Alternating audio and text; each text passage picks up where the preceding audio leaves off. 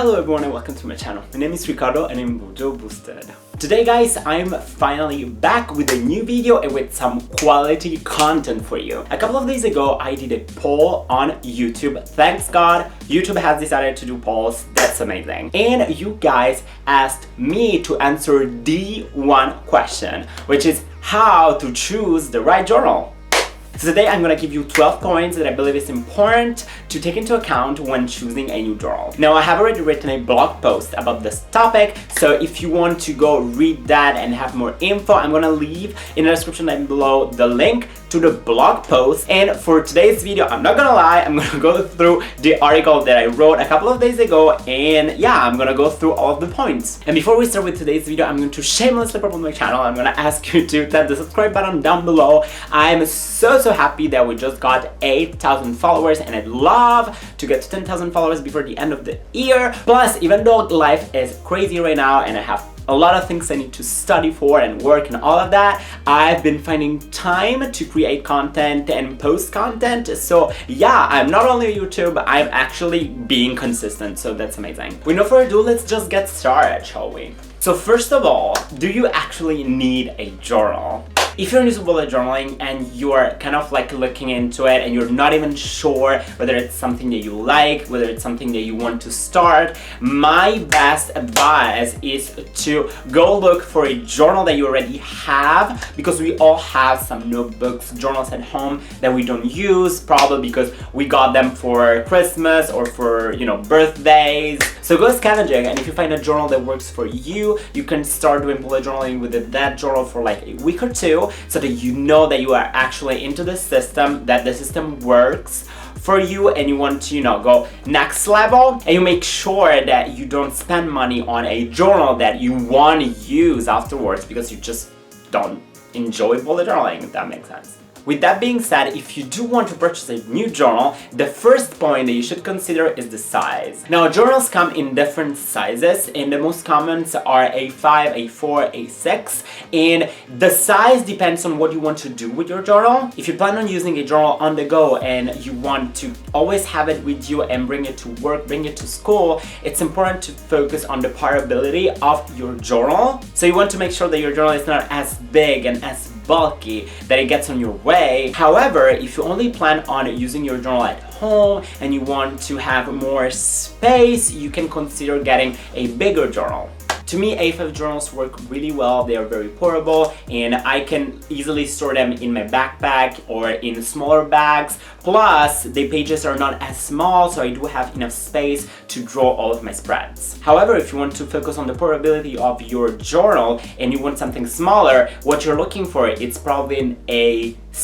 A6 journals are smaller than these. I'm sorry, I don't have one here right now, and they are lighter, so they're the best journals on the go. However, you won't have as much space for drawing like bigger spreads, if that makes sense. If you plan on just using the journal at home and want to, you know, have very big spreads and pages, then you may want to look into an A4 journal. Now, generally speaking, the numbers work like that. The bigger the number, the smaller the size of the page. So A6 is going to be smaller than A5, and A5 is going to be smaller than A4. The second point is the cover. Journals usually come in two versions. You have hardcover and soft cover.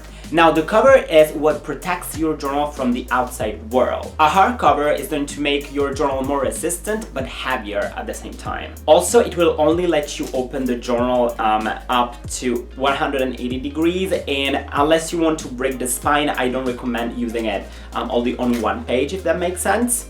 And a hardcover will make sure that you can store your journal as a book. As you can see, it can easily stand as a book. A soft cover will make your journal more flexible and also lighter. Since it makes your journal more flexible, you can open it flat on a 2-page or on 1 page as well. In terms of storage, I usually store them horizontally instead of vertically because they can't really stand on your own unless like you sandwich them between other journals. I personally prefer hardcover journals because I feel they're more resistant, but just feel free to use both so that you know which one works the best for you. Third point line versus grid versus dotted versus blank. Now journals come in a variety of patterns, and if you want to bullet journal, you don't need like a specific pattern. However, dotted journals are recommended for bullet journaling because you can create spreads just by linking the dots very easily. If dotted journals are not available in your country or they're hard to get, my recommendation is to go for a grid journal.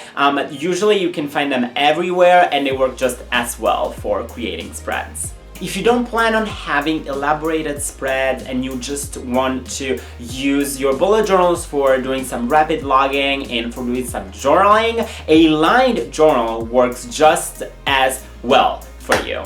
Now, and as for a blank journal, it gives you full freedom to do whatever you want to do with the page. However, it can be a little bit daunting because you do not have a reference, but I'm sure that it's just a matter of time and of getting used to the page, because besides that, you can create all sort of spreads within a blank journal. The fourth point is the number of pages. Now, I use my journals all the time. I literally like eat the journal.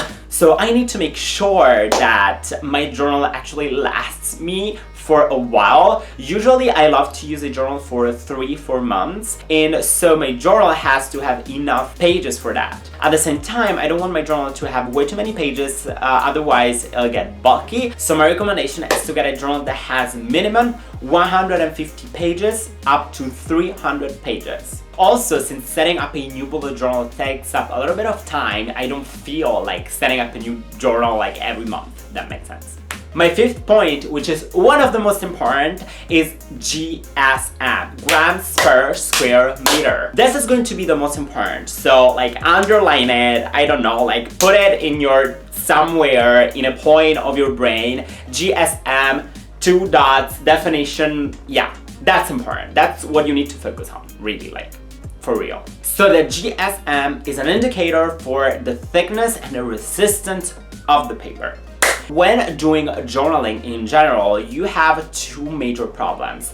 One being ghosting and the second being bleed through. Ghosting is what happens when you write on a page and you see on the other side of the page what you wrote. Bleed through, which is something that I hate, is whenever you write something and the ink literally bleeds through the page, so it damages the page itself, and sometimes it can manage the other page on the other side. And if you want to avoid these 2 problems, you need to have thick paper. Now, my recommendation is to get at least 80 grams per square meter. If you get 80 grams per square meter, you make sure that you get acceptable ghosting and almost no bleed through. The Leuchtturm is 80 grams per square meter, and it's just fine. It's not the best journal ever, but it works very well. My recommendation is to get a journal that has 100 grams per square meter. I was using a Scribbles That Matter, which has 100 grams per square meter, and I was so in love with the journal, really like switching back from 100 grams per square meter back to 80 grams per square meter has been like kind of a strange experience to me. I mean, I love my Leuchtturm 1917. It's a special edition, it's in copper, it looks amazing, but the ghosting can be a little bit crazy sometimes. Also, something that I want to underline is that usually the GSM does not have a big influence in the price of your journal for some reasons. I mean, one of the most expensive journals out there are from Moleskine, and Moleskine journals usually have 70 grams per square meter, which is something that I don't recommend getting. So do focus on grams per square meter, you really won't regret it. My 6th point is numbered pages. Nowadays, there are more and more journals that offer numbered pages. Is that important? Now, in bullet journaling, it is important to have an index, a number of pages, so that you can log all of your pages inside your index for future reference. However, numbered pages are in no way necessary. Numbering a journal can be a little bit tiring, but really, in all honesty, I have already done it. You can just sit in front of the TV, in front of your laptop, watch my videos, for example, while you number your pages, and you get done through it once for all. So my point is, number pages shouldn't be a factor factor that should determine whether you should get a journal or not, because there are more important points that you should consider. Of course, it is better to have numbered pages because it's done and you don't need to go through the process. But if you have a journal which has better grams per square meter, go for that one and number your pages your own, all right? Just like, don't be the lazy person. My 7th point is index versus no index. Again, is it necessary to have a pre-printed index in your journal? Of course not. You can set an index in like no time. I swear it takes up to like 3 minutes, I think, to set an index. That shouldn't be one of the major points you want to focus on. Of course, if a journal has a nice index like the Scribbles That Matter, for example, it's good to have that, and you know, it's really enjoyable, and you know, it's easier because it's already there. Just don't focus on the fact of having or not having an index, because that's not the most crucial point to consider. My 8th point is the elastic band. Now, the elastic band is there so that it prevents your journal from opening on its own. And trust me, this is something very important. Because if you're like me and always like running everywhere, there's gonna be this day where you just take your journal and you throw it in your bag, and if you do not have an elastic band, the journal will open itself. I mean, it's physics. There's nothing you can do about it. And when the journal opens on itself, you know, the pages get all crumbled and you can damage your journal and the pages inside your journal. So I highly recommend having an elastic band. Now, of course, if you only plan on keeping your journal at home, you don't necessarily need an elastic band because you won't move the journal all the time. But if you do bring it with you, make sure that your new journal has an elastic band. To me, it is an important factor that you need to take into account. My 9th point is the back pocket. A back pocket is an extra area within your journal that's usually glued onto the back cover. That's why it's called back pocket, and that you use to store some extra paper or some like smaller objects, like some, I don't know, like some stickers, some sticky notes. I usually use it to keep some stickers, some tabs, some movie tickets, for example, and I personally find it useful. However, if you're that person that only uses the journal for writing and doesn't necessarily store anything within their journal, you probably won't even realize if the back pocket is there or not. So usually the back pocket is something good to have, and nowadays more and more companies just include a back pocket, but it's not as important as a feature. Also, you can easily create a back pocket by gluing, for example, an envelope on the back of your journal, and it works just fine. Also, as a side note, if you collect way too much stuff within a back pocket, it gets bulky. So you may want to consider actually emptying the back pocket every once in a while so that it doesn't end up making your journal way too bulky. That's one of the problems that I had a couple of years ago when I first started bullet journaling. My 10th point is bookmarks. Now, bookmarks, as the word says, are things that you use to mark some pages within your journal. I believe it's important to have at least one bookmark so that you know exactly where you are within your journal and you don't always need to look for the current page. Of course, there are other things that you can use instead of a bookmark. So for example, you can use one of these things. Please leave in a comment down below what this thing is called in English, because I have no idea and I'm kind of lazy and I don't want to Google it. So yeah, make sure that your new journal at least have one, and if it has more, then it's a good point. I love to have two so that I make sure that I have one for my current page and the other one for the month or for my week. So that's what I usually look into a journal, but if it only has one, that's right for me too. My 11th point is the pen loop. Now, the pen loop is a small piece of fabric, I'd say, that's usually glued on the side of your journal and that you can use to store a pen. Now, this feature is in no way necessary, but it is useful. Now, I haven't had a very good experience with pen loops. To be honest, I had purchased one from Leuchtturm, but it was extremely tiny and I wasn't able to fit anything within it, so I was a little bit disappointed.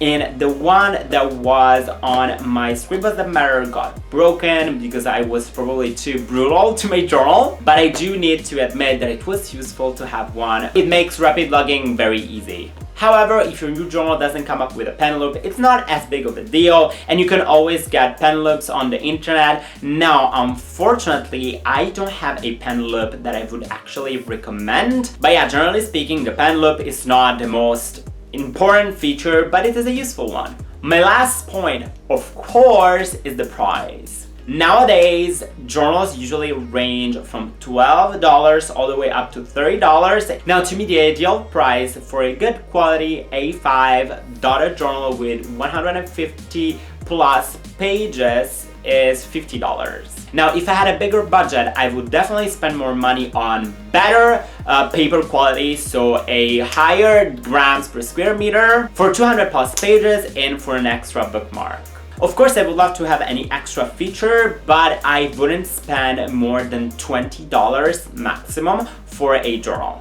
So these guys were my 12 points that you should consider when getting the right journal. Please let me know in a small comment down below what you thought about these 12 points. Is there a point that I did not talk about? Are there points that are more important? Other points that are less important? Just leave in a small comment down below your opinion on how a person should choose the new journal. And yeah, I hope you guys enjoyed this video. And if you haven't already, please like the video and subscribe to my channel, because we are getting closer and closer to 10,000 followers, and I'm just so excited about that. And guys, stay tuned because there is a lot of content coming up, and yeah, so I hope you all have a great day, and as usual, stay boosted.